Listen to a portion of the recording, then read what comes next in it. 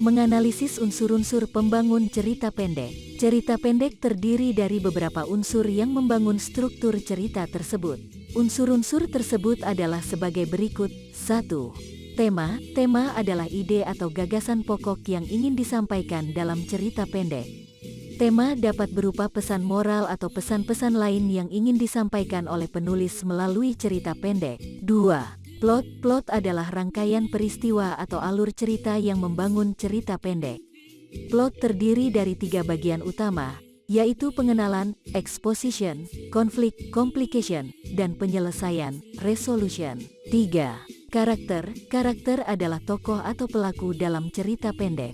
Karakter dapat berupa tokoh utama, protagonis, dan tokoh pembantu, antagonis, yang berperan dalam membangun plot cerita pendek. 4. Latar. Latar atau setting adalah waktu, tempat, dan situasi sosial dalam cerita pendek. Latar dapat mempengaruhi karakter dan plot cerita pendek. 5. Konflik. Konflik adalah masalah atau rintangan yang dihadapi oleh karakter dalam cerita pendek. Konflik dapat terjadi antara karakter dengan karakter lain atau antara karakter dengan lingkungannya. 6. Narasi. Narasi adalah cara penyampaian cerita dalam cerita pendek. Narasi dapat berupa pengalaman langsung karakter atau pengalaman orang lain yang disampaikan dalam bentuk dialog atau deskripsi. 7. Suasana. Suasana atau mood adalah perasaan atau emosi yang dihasilkan oleh cerita pendek. Suasana dapat berupa ceria, tegang, mencekam, atau sedih, tergantung dari isi cerita pendek itu sendiri. 8. Gaya bahasa. Gaya bahasa adalah cara penulis dalam menyampaikan cerita pendek dengan bahasa yang indah dan menarik.